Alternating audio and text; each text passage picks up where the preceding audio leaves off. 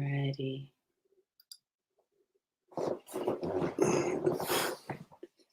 Good morning, everyone. Hey, everybody, what's good? Good morning. It's Monday morning. It's been a long weekend for us, but it's been a great weekend for us. A lot of communicating, a lot of loving on people. It's been fabulous. So good morning, everybody. We are skipping Nova Henderson. This is Fresh Baked Manna Live. Come on in. Come on in. Lachey, you're number one. Good morning. Good morning, Sandra. Good morning, Sheila, Nini. Hello, everybody. Good morning, all of you on YouTube Live. Good morning to you. Good to see all of you. Good morning. This is Skip and Melva Henderson. It is Monday morning, and it's a good Monday morning. And we are... Thank God it's Monday. Thank God it's Monday. Good morning. Good morning. You got to do Cheryl. She just jumped in. Morning. Good morning. Good morning. Good morning. Hi, Pastor Cheryl.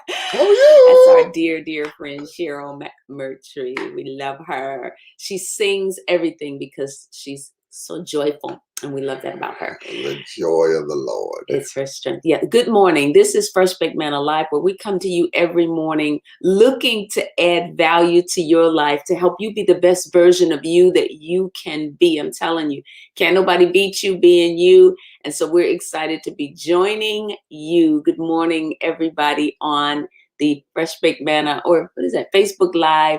Good morning, those of you. We're going to go ahead and get started this morning. But before I do, I want to, some of you don't know, but I've got this little miniature book series. I call it the Practical Life series. And it's a little thing I put in this little pouch. But it's got all these little cool books inside of it that you could sit down. Yeah, there are many books that you can take them and you can read them at your, like the British say, at your leisure. You can take them and read them when you feel like reading them. But they're really small books. They're quick reads. And today we're going to be pulling information out of the one called To Those Who Love Others, because all this week we're going to be talking about your families and how important it is to love the one you're with. Love your family. Sometimes the family can be the hardest people to walk in love with. You know that Romans 5:5 says that the love of God has been shed abroad in your heart by the Holy Ghost. But what do? You just got to remember that you can't, walking in love, if you can master it at home, you ain't gonna have no problem walking in love with anybody else. If you can master it at home, because the people in the house are the ones that's gonna rub your fur the wrong way most times. And so learning to love. But why is that? Why is that? Because they know where your buttons are. Yeah, they know where your buttons are, and they don't have a problem pushing them. Oh, no. Right. Oh, that bothers you? That right there bothers you? Yes, it does. Yeah. And so how do we walk with our families when we know that our families have been, we've had breakouts, fallouts, all kinds of stuff with our families. And so it's important for us to learn how to love the people that God has put in our lives. And so some think the greatest struggle for Christians is escaping the temptations of the devil or overcoming persecution. And even though those are realities for Christians, they're not the greatest struggles, but allowing God to display himself through you at home can sometimes be a challenge. I know people that were in the church that left the church because when they would go to church, their parents would be really nasty to them. And then when they walk in the church, it would be, hello, how are you? And so it has turned some people completely off. And so what we want to do, oh, wait, we didn't have our mic in front of us. So if you all had a challenge hearing us, sorry. There we go. All right. And so, people have left the church because they feel like their family were hypocrites. Right. You lovey-dovey at church, but cussing everybody out at home. Yeah, and being mean to everybody, not honoring people at home. And so the first place that you want to model what's been invested in your life is with your family, with your husband, with your wife, with your children, with your mother. We're cutting them. With your cousins, with your aunts, your uncles, your grandmother. And here is the thing, that God is not, he pays attention to what people do to you. He sees that, but his eye is on how you're going to respond to that. Why? Because he's giving you strength, grace, wisdom, so that you can overcome the things that they do. So he's looking at you, and he will help you get through some of those challenges. Yeah. What are you gonna say? Yeah, it's it's so easy. Well, walking in love is one thing, but how do you love somebody you don't like? Yeah, I think that becomes difficult. but it's a reality too. It's very much a reality. Yeah. That there's some people, like you said, that just rub you further wrong way. And it seems like to you, they wake up in the morning trying to figure out ways to just get on your last nerve. Yeah. And so I think that's one of our biggest struggles is, how do I do this without walking out of love? How do I set people straight or get people up off you without, missing your love walk or not tapping into the love of God that's been shed abroad in your heart? I think so many people think that, walking in love is just letting everybody do whatever they want to you and you just take it. You have no idea how much that will be the most miserable life in the world, because that is not the way you've been created. You've been created to have boundaries, give people boundaries. You've been created to have us live a quiet and peaceable life, but it's hard to do that when you're dealing with people who just don't honor or respect who you are or your grace that you're giving them.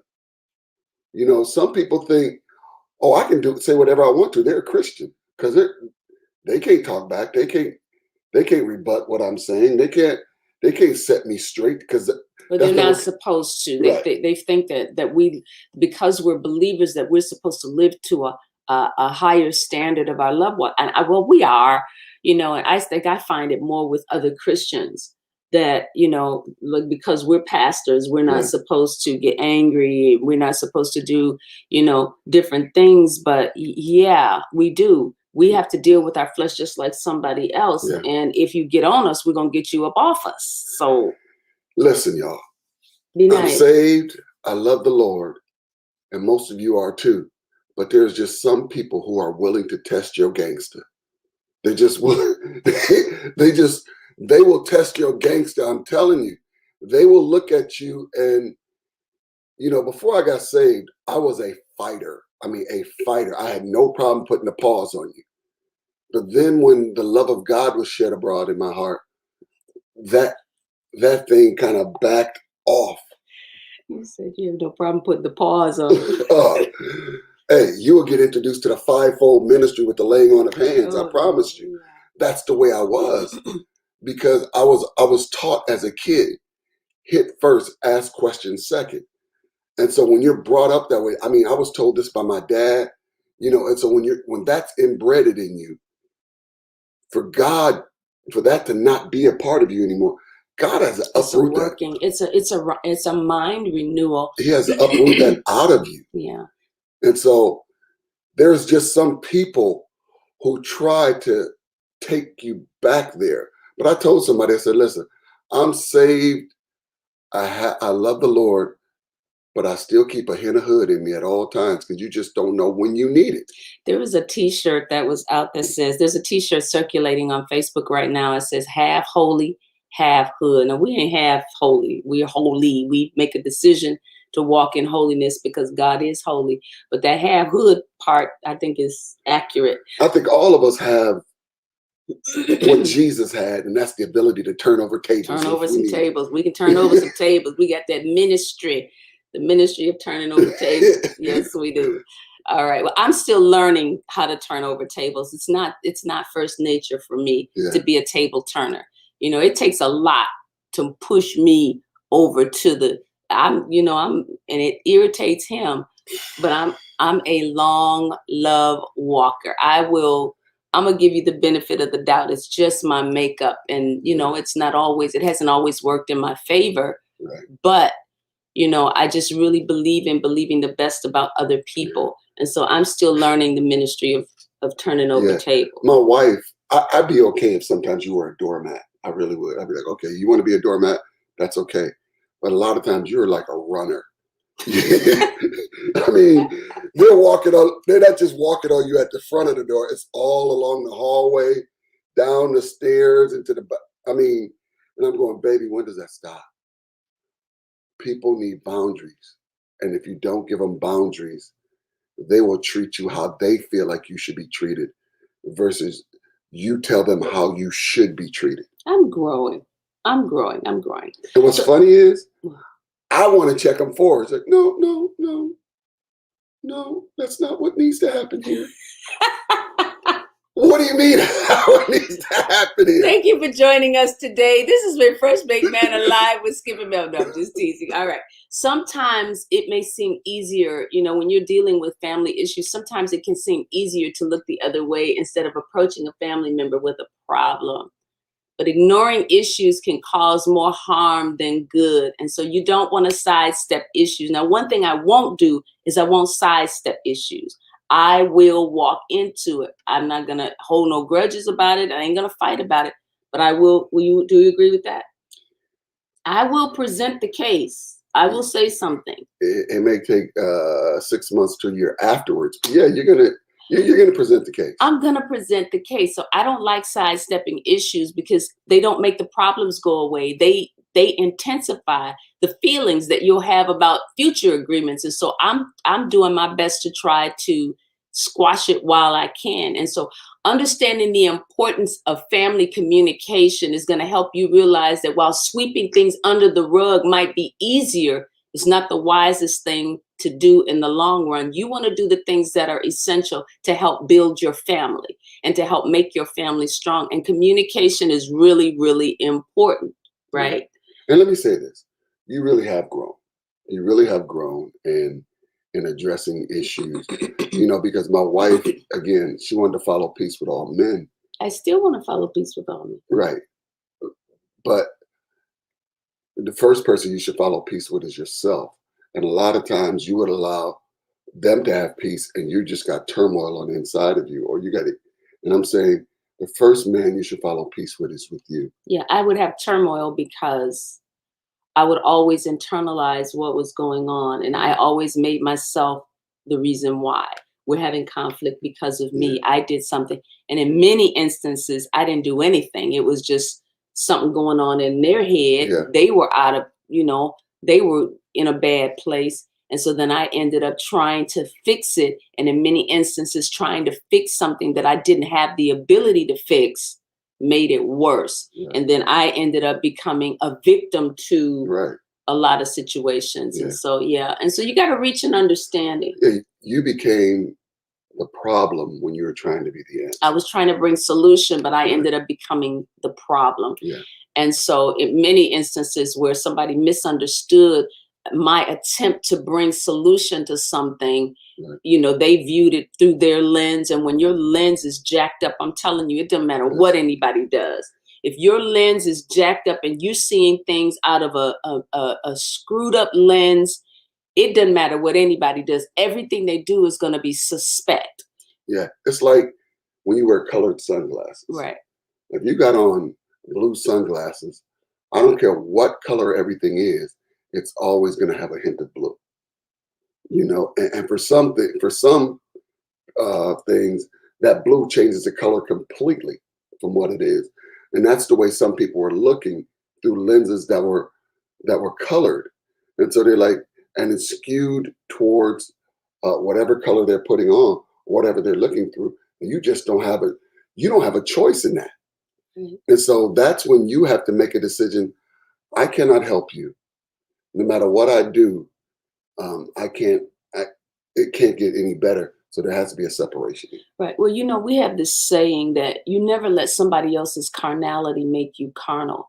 And it's very easy to do because you end up sliding into their dysfunction, their drama, their issues, and it's like, it doesn't even really have anything to do with me. It really is something that's going on in your head.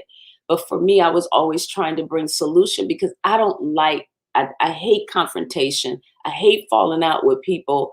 You're probably the only one that I can stand it with. Yeah. Oh, I go to toe with this one. But anyway. And then I fall back. They're like, yeah, no, I'm not gonna fight with you. Yeah, he ain't gonna fight with me. But and that's probably why she does it, because I won't fight with he her. won't fight with me. Yeah, it's like he becomes the one that I test things out on, Oh, Skip, I love you. Anyway, so when you're dealing with your family, you gotta be able to come to an understanding. You gotta be able to reach understandings when there's conflict in the family. When you're able to communicate with your family members, you'll be able to share what you believe, and you'll be able to learn what they feel, and believe. And so while you may not agree, y'all may not agree, you're not going to always agree with everything that's said, but you can begin to understand more about the reasons why people do what they do or say what they say. And so then you can even grow a better appreciation for that person and how they process things. And so this is really important for us. And you got to solve problems. This is how we solve the problems. Yeah. A lot of issues within the family members arise because they don't communicate well. And so coming together to talk about a particular problem can open up the lines of communication so that you can find solutions to what's negatively affecting the relationship. You think about what we do. We will do a family meeting in a nanosecond. Right. When things are going on between me and him, between us and the kids, we will take a day and we'll be like, you got work tonight? Nope. Okay. 3:00, we having a family meeting. Meet us in the conference room. And our conference room is our family room. And so in the family room, we sit down and we talk. And sometimes we face one another. We face each other. Right. You can't bring your phone. This is a no phone zone. Yeah. You can't bring your phones. You can't bring anything that will distract you. Everything's off. Right. And eye to eye. Gotta look eye to eye. Yeah. Eye to eye.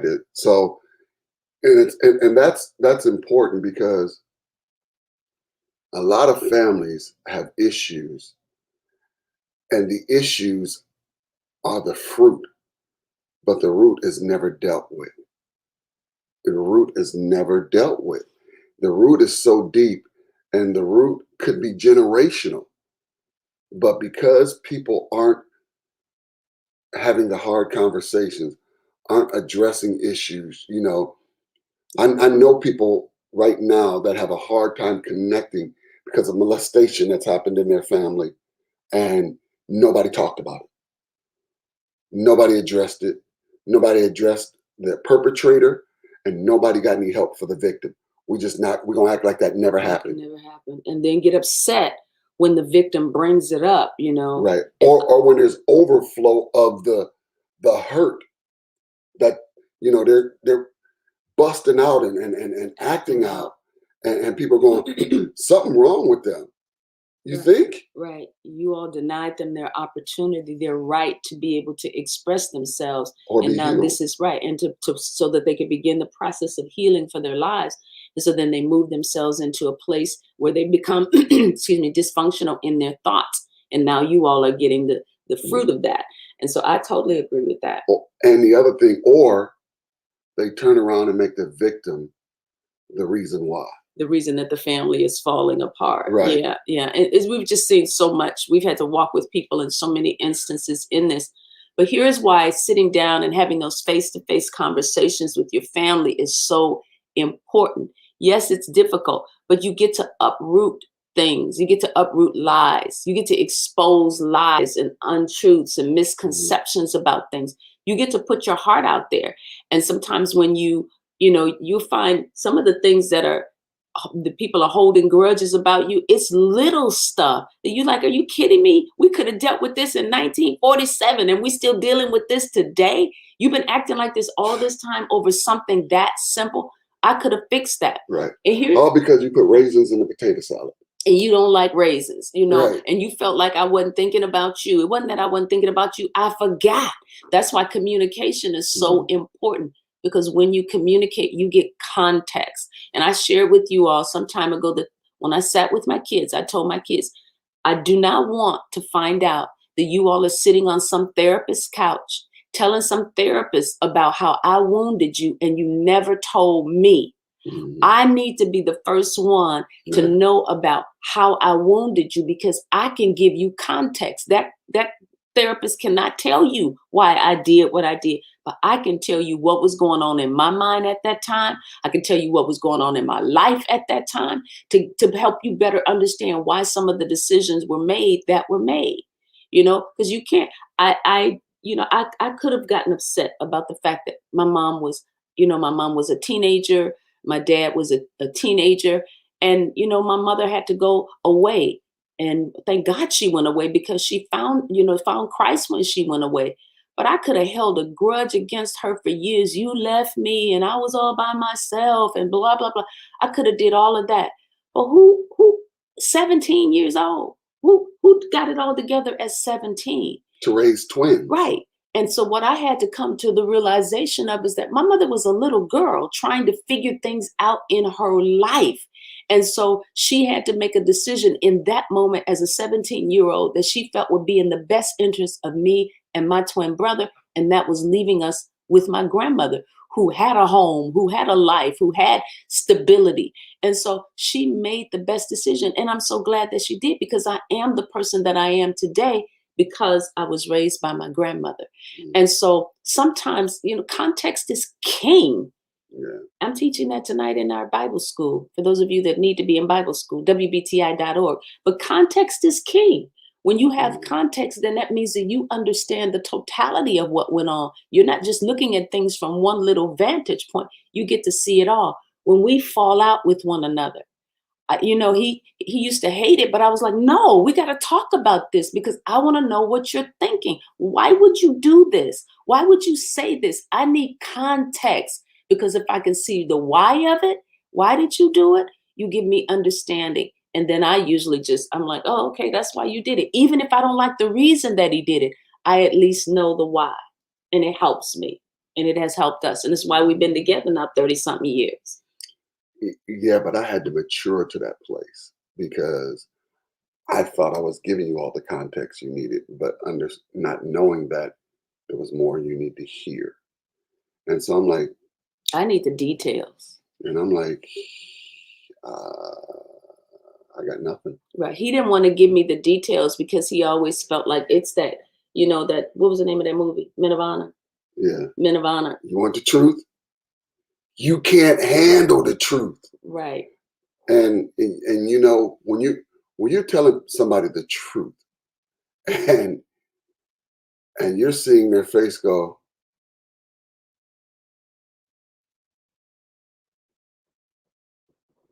that truth then goes, yeah, I knew I shouldn't have walked down this.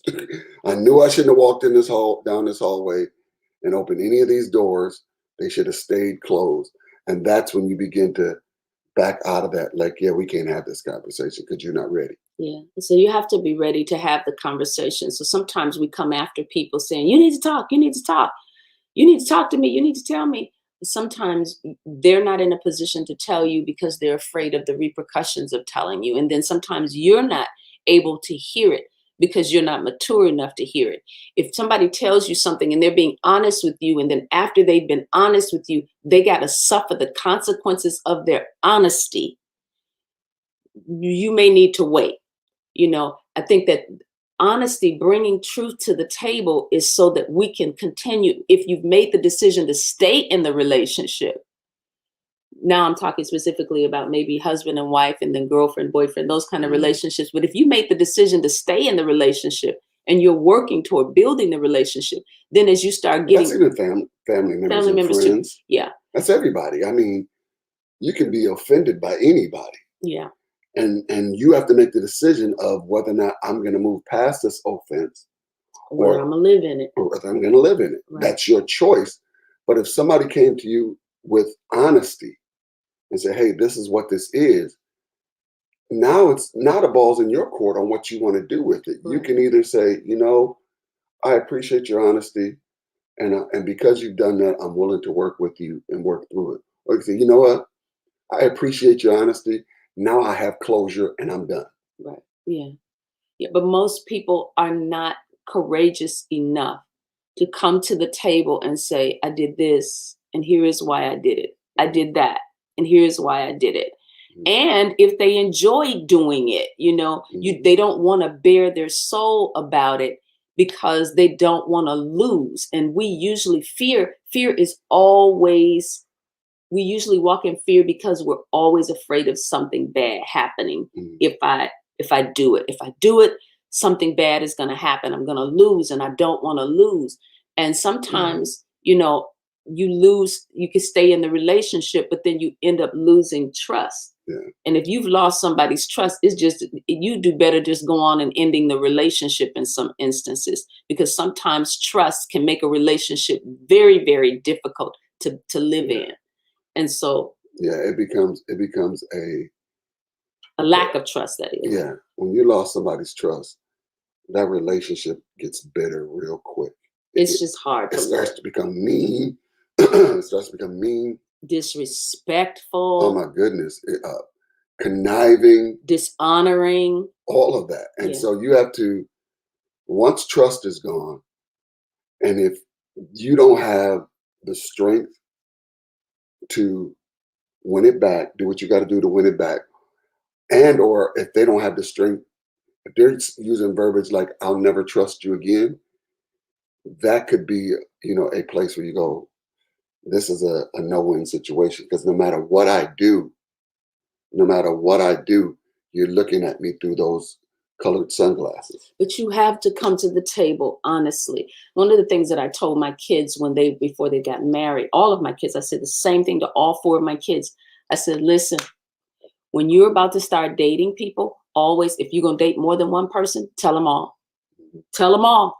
I don't care what everybody else is doing. Tell them all. So then that way, if they see you out with so-and-so, we ain't gonna have no drama. I told you that I'm seeing you and I'm seeing them. But most people cannot walk honestly like that. And I think they can't walk honestly like that. And so when you're not being open and honest, you'll always be in a place where you're hiding. What time is it? I think we're done. Oh, you guys, this was such good conversation. It didn't even feel like it. But you know what? Want to introduce you all to Those Who Love Others. And this is a book that can help you. We're working on some other stuff, but this is a good book for those who love others. And so we want to make this available to you all. And what I'm going to do, it comes in a 4-package series. And I think these are being sold, all of these together are being sold for $20.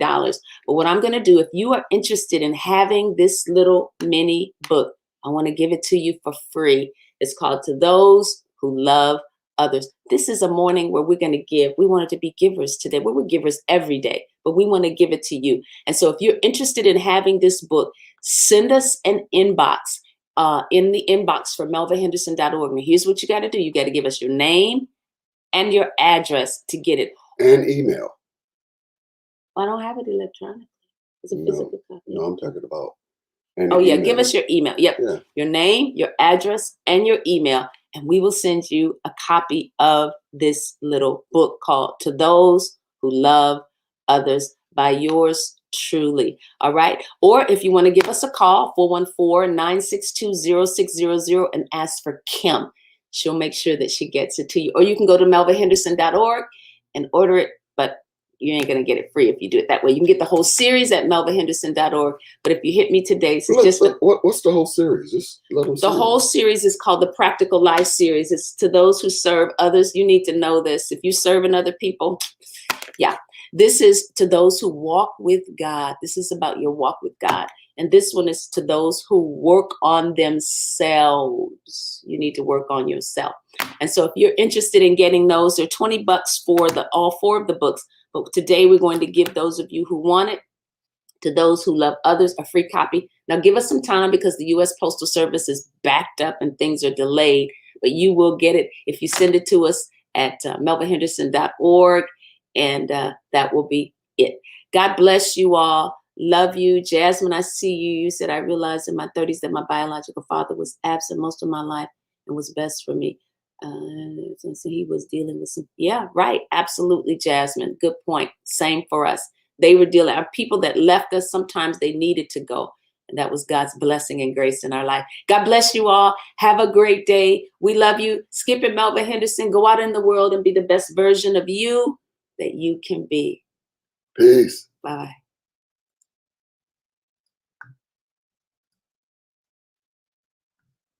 See ya. Bye, everybody.